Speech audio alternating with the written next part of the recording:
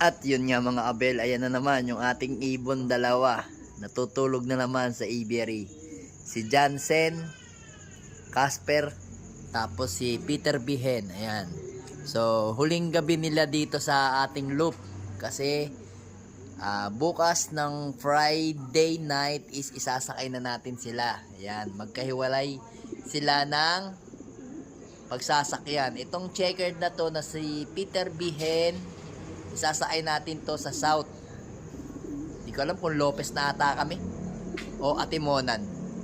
Ay, gumaka na tong ibon na to.